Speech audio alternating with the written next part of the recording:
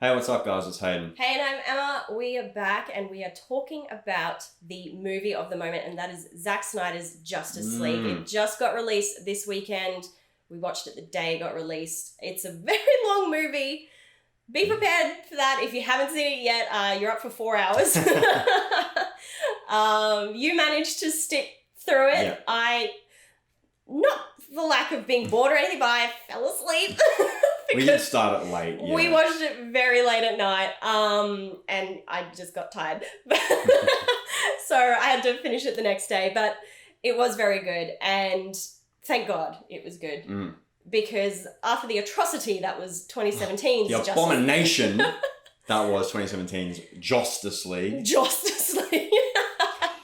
Yes, as we know, Joss Whedon did the first Justice League. Not originally. Zack Snyder was originally on. Finished principal photography and everything. It was his film. And then, unfortunately, due to, the tragic passing of his daughter, he had to step away from production. And Joss Whedon came in and... Seeing this now, I just want to know, what the hell was Joss in the studio thinking? They weren't. They cut out so much just necessary stuff. Yes. Necessary character development. Stuff that pushed the story forward and made the story make sense. Made us care about these characters. And they just completely cut all of that just for having a 2-hour movie that they could then, put out to cinemas and, Make their cash. I don't get it. And I know, Joss came in and he wanted to put his own spin on it and all that, but the studio greenlit it. Nothing happens without the studio greenlighting it. They could have said, no, Joss, we just want you to take what Zack did and just polish it up. Yeah. And let's go. And I would have been, maybe okay if they said, hey, look, 4 hours is a bit much. Can we bring it down to maybe 2.5, 3 hours? And look, you can't say that, movies haven't done that before. Like, the Lord of the Rings movies were like 3 hours. Some of the bigger Marvel films were about 3 hours in the cinema. So there's no reason why that wouldn't have been allowed and why they couldn't do that. But no, they wanted to do a 2-hour cut. Joss wanted to reshoot everything, cut out everything that made the movie great, all the good character development. And make sense. Yeah. And just chop it to pieces and chop Zack Snyder's vision to pieces. And I feel so sorry for Zack. Because, obviously, with everything going on in his life at the time, to then have his movie, his vision, chopped to pieces by Joss in the studio, I can only imagine what he felt. Yeah. And I'm so, so happy for him and so glad that he actually was able to finally bring us his vision for Justice League. And I think he's completely redeemed himself. Yes. I think he's proven the haters wrong. I think we can all see now that it's the studio that was the issue, not Zack. Zack is a filmmaker that likes to tell very expansive stories. He needs those 3-4 hour runtimes to tell the story the way he wants. He's not the kind of filmmaker that can do what he needs to in a couple of hours, especially with a movie like this, with so many characters. You just can't fit it in 2 hours. You've got to figure out where everyone's coming from, tell everyone's story, get that character development, flesh out these characters more, flesh out the villain a little bit more. Yeah. Because it's just so much more rewarding when that happens. And you can tell in this new version, just how much that stuff mattered. Yeah. Because this is a far superior movie than 2017's. So many gaps were filled. So many characters were fleshed out, and for the better. And yes, it's a long movie, but it doesn't, I know I fell asleep. But even when I was watching what I did see in the moment, it did feel like it was ticking away quite quickly. Yeah. Because I've seen long movies, like I remember watching The Irishman, and this might be a very, very unpopular opinion, but I was a little bit bored. Boo this man! And I could feel that was a long movie. And this didn't feel like a long movie. No. Not to say it wasn't long. I could tell it was long, but I didn't feel myself needing to pause it or walk away, or I didn't feel the need to turn it off. I was engaged. I wanted to stay and watch it, even though I knew it was long, but it was keeping me engaged. And that takes a very, very talented filmmaker to be able to do that over a 4-hour movie. And Zack Snyder did it with this one. I was engaged the whole way through. I wanted to know where it was going, what was going to happen, even though I had already seen 2017's, and I kind of knew the ending. I still wanted to keep on watching. Yeah. I think that's a real credit to Zack Snyder and his storytelling. I mean, we saw the 2017 movie once, and we never went back to it. Neither of us enjoyed it. Like, it was okay. Mediocre but at best. Oh, it's very mediocre. I just didn't feel the need to go back and watch it again. So I was a little bit... Like, I wanted to see Zack's version, but I was also like... But I know what happens. I need to be really surprised. Like, how is he going to engage us? Especially for that amount of time. For 4 hours. Like, that's a long time. And I think because it has been a while, though, since we saw the 2017 one. Thankfully, I had forgotten enough. The bad taste was out of my mouth. Yeah, the bad taste was out of my mouth. And I'd forgotten enough that it was kind of like watching things for the first time again. And I kind of recognised some scenes, but... It just felt like a new movie. Well, it kind of was, though. It was, like... From what I understand, Joss only used about 20 minutes of Zack Snyder's footage in the 2017 cut. That's crazy. And 20 minutes out of a 2-hour movie there, but then this is 4 hours, so we've only seen 20 minutes of what Zack Snyder originally intended. So that leaves like a good over 3 hours of brand new stuff for us to sink our teeth into. And this did feel like a brand new movie. Yeah. And I think that was another reason why it was so fun and still felt fresh, and why, you wanted to keep watching it through those 4 hours. Yeah, definitely. And this movie, I actually do want to see again. Cannot say the same for 2017's Justice League, but Zack Snyder's, I want to see it in the cinema. I want a cinematic release. IMAX screen. Like he planned to from the beginning, because this is actually how it was filmed. It was filmed for IMAX. It actually had the aspect ratio for IMAX. And a lot of people, were complaining about the aspect ratio. And look, if that's your only complaint about the movie, then I think the movie's done all right. Then Zack Snyder's done all right. Yeah. We got used to it pretty quickly. I didn't really have any complaints about it. I got used to it really quickly. It didn't bother me that much. Yeah, I mean, and look, he filmed it that way because he wanted that IMAX experience. He wanted to fill the screen that way, rather than that way. And I think the next thing that fans need to get behind is getting this movie to an IMAX screen when it's safe to do so. Cinematic release, 100%. Oh, please, we've got to see it on the big screen. Yeah. This movie is so epic. Like, some of those shots, I have to say, visually, this version looked better as well. Some of the shots... looks stunning. Well, Zack Snyder's a very visual filmmaker. He always has been, Visuals is what he does well. 300, like kind of where he got his start, very visual, very stylized. Yeah. That's always how he's done it. That's always the kind of filmmaker he's been. And I know people were always questioning his storytelling ability. And they were saying he's a very visual filmmaker, but can he tell a story? And I think he's kind of proven himself in that area as well. As I said, very expansive storyteller. He needs to tell that story over 4 hours, Yeah. He needs that. And look, the reason for that is he just needs time to develop the characters.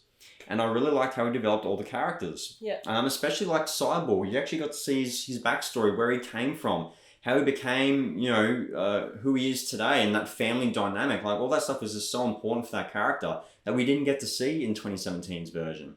You got a little bit more with Flash. All the characters got a little bit more, and all the characters got their time to shine as well, which I really loved. Every character was integral to the story, to the plot, to the final outcome. Yeah. Everyone had their time to shine. Everyone had their hero moment. I thought that was really good. Yeah. I also like the addition of Darkseid as a villain. Even though he wasn't I guess Steppenwolf is still kind of the main villain, I'll say that much. But I do like that Steppenwolf had more motive now.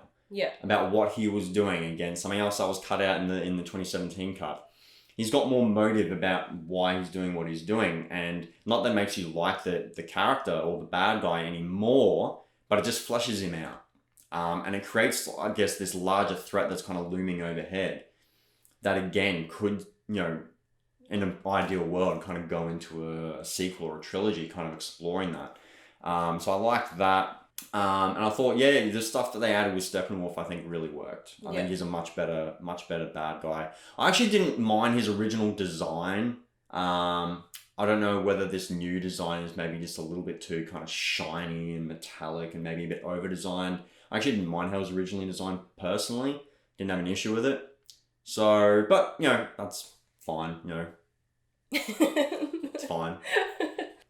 Now, I do just want to talk about the end of the movie quickly. So if you haven't seen the new one yet, or even 2017's one, then probably block your ears. But yeah, I'm going to talk about these end scenes. So for me, I don't feel like the very, very last scene with Martian Manhunter or something? Manhunter? Yeah, brand new character. Like, I don't think we've seen him, or he's been mentioned in the universe before. In the movies, don't get me wrong, I'm sure he's in the comic books. Like, don't mix my words. But I don't think we've actually seen him or heard him mentioned in the movies yet, and correct me if I'm wrong. And yeah, that kind of felt a little bit shoehorned in. Kind of feeling like it's leading up to a sequel that might not even happen. Yeah. I just feel like that scene in particular, I don't know if it should have been the end of the movie. It felt more like it was like a post-credit scene, like a lot of the Marvel movies do. It seemed a little bit out of place for me. Like, it was a cool little scene, but for me, like a lot of people said, it did feel tacked on, like a few people have said. And I wasn't entirely sold on the nightmare scene either. Where we see the Joker. Again, while it was a cool scene, I just don't know if it was necessary. Yeah. Except for leaving it open for something in the future that may or may not happen. That scene I actually don't mind. And I thought it felt a little bit tacked on when it first started. Because it was like, you go from like the way the movie should have ended, or and the way the original 2017 version kind of ended. And then we get like this new scene with like this kind of very kind of different visual aesthetic, because it's like that nightmare scene, it's very kind of hazy and like that yellow tint. And yeah, originally I thought, this feels a little bit tacked on. But then looking at it in hindsight, I actually think it works, because you do see a few scenes throughout the movie, and we saw them in Batman vs Superman as well, those nightmare scenes. And I think it just fleshes that out a little bit more. Mm-hmm. And you can tell that this is where Zack Snyder was wanting to go with the story. He was wanting to go and get to this futuristic world. And I felt like that fleshed that out a little bit more, which I actually liked. I actually liked that. I liked seeing Jared Leto's Joker again. It was good to see him again. I do think, I still think he's probably one of the weaker Jokers, but that's only because of the caliber of Jokers that we've had. I still like his Joker, and I do prefer this one to the Suicide Squad Joker. I love Jared Leto as a Joker. But I think I personally still preferred him in Suicide Squad. Oh, hot take. Hot take. In terms of... Sizzling take. Wow. In terms of the look and how he portrayed the character, I don't know. Oof. I ruffle a few feathers. I know. Be nicer in the comments, people. Be nicer. Please don't come for me.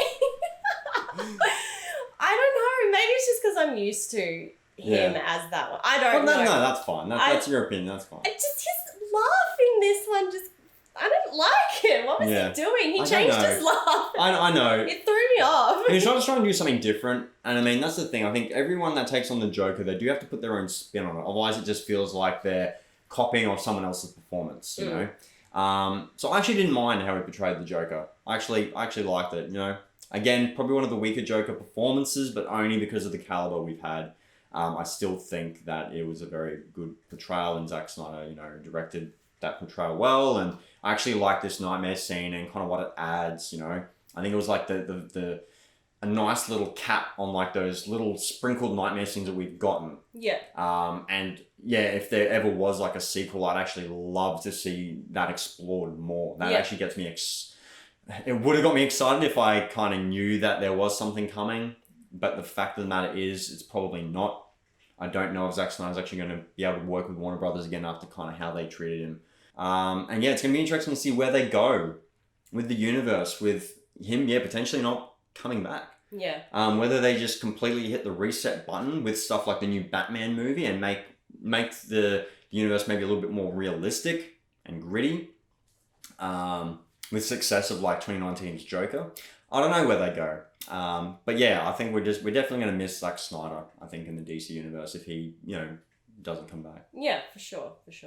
Well, it'll certainly be interesting times ahead. I think we should probably wrap it up there. Yeah. We've rambled a bit. Yeah. Overall, massive improvement.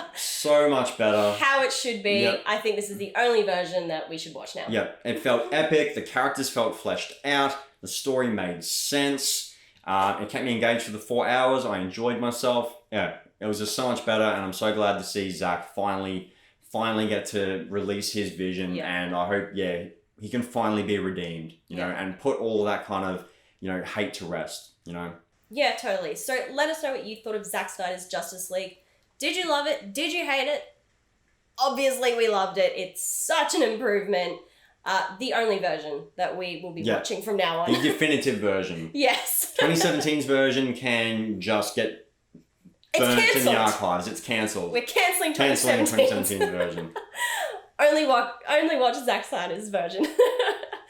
Let us know in the comments what you thought. Also, if you like what we do, please subscribe to us. We actually reviewed Marvel's WandaVision last week, if you are a fan of Marvel as well, because you can be both. Yeah. You can be fans of both Marvel and DC at the same time. It is possible. If you are a fan of Marvel, please head over and watch our review of WandaVision and let us know what you thought. But most of all, hit that subscribe button because we don't know what we're bringing out next. You will only find out if you subscribe to us. Yeah, you got to stick around to find out. Comment your thoughts in the comments below. Slam that like button if you like what we do. Hit the bell for the notifications to be notified of what we've got coming up next. Subscribe, as Emma said, to our channel and become part of the Headspace Films community. And most importantly of all, thank you guys so much for watching. And we'll catch you guys in the next one. Bye. See ya.